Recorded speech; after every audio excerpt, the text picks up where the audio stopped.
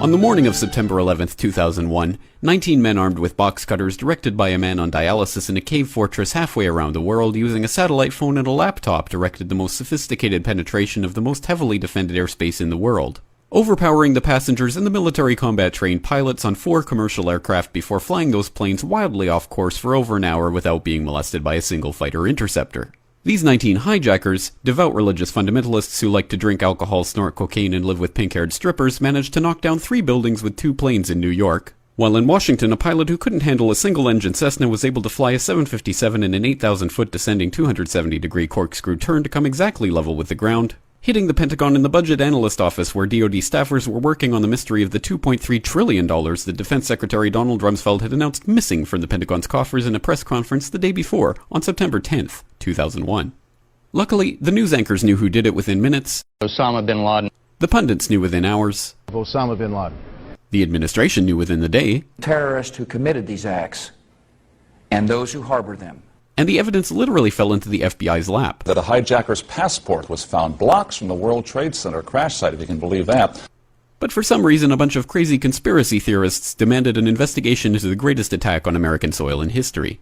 That investigation was delayed, underfunded, set up to fail, a conflict of interest, and a cover-up from start to finish. It was based on testimony extracted through torture, the records of which were destroyed. It failed to mention the existence of WTC-7, Able Danger, P-TECH, Sibel Edmonds, OBL and the CIA, and the drills of hijacked aircraft being flown into buildings that were being simulated at the precise same time that those events were actually happening. It was lied to by the Pentagon, the CIA, the Bush administration, and as for Bush and Cheney, well, no one knows what they told it because they testified in secret, off the record, not under oath, and behind closed doors. It didn't bother to look at who funded the attacks because that question is ultimately of little practical significance. Still, the 9/11 Commission did brilliantly answering all of the questions the public had, except most of the victims' family members' questions, and pinned blame on all the people responsible, although no one so much as lost their job, determining the attacks were failure of imagination. Because Nobody in our government, at least, and I don't think the prior government that could envision flying airplanes into buildings. Except the Pentagon, FEMA, NORAD, and the NRO. The DIA destroyed 2.5 terabytes of data on Able Danger, but that's okay because it probably wasn't important. The SEC destroyed their records on the investigation into the insider trading before the attacks, but that's okay because destroying the records of the largest investigation in SEC history is just part of routine record keeping. NIST has classified the data that they used for their model of WTC-7's collapse, but that's okay because knowing how they made their model of the collapse would jeopardize public safety. The FBI has argued that all material related to their investigation of 9/11 should be kept secret from the public, but that's okay because the FBI probably has nothing to hide. This man never existed, nor is anything he had to say worthy of your attention, and if you say otherwise, you are a paranoid conspiracy theorist and deserve to be shunned by all of humanity. Likewise him, and her. And her, and her, and him. Osama bin Laden lived in a cave fortress in the hills of Afghanistan, but somehow got away.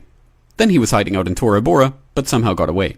Then he lived in Abbottabad for years, taunting the most comprehensive intelligence dragnet employing the most sophisticated technology in the history of the world for a decade, releasing video after video with complete impunity and getting younger and younger as he did so, before finally being found in a daring SEAL team raid which wasn't recorded on video, in which he didn't resist or use his wife as a human shield, and in which these crack special forces operatives panicked and killed this unarmed man, supposedly the best source of intelligence about those dastardly terrorists on the entire planet. Then they dumped his body in the ocean before telling anyone about it. Then a couple dozen of that team's members died in a helicopter crash in Afghanistan. This is the story of 9/11, brought to you by the media which told you the hard truths about his head could be seen to move violently forward. And they took the babies out of the incubators. And mobile production facilities.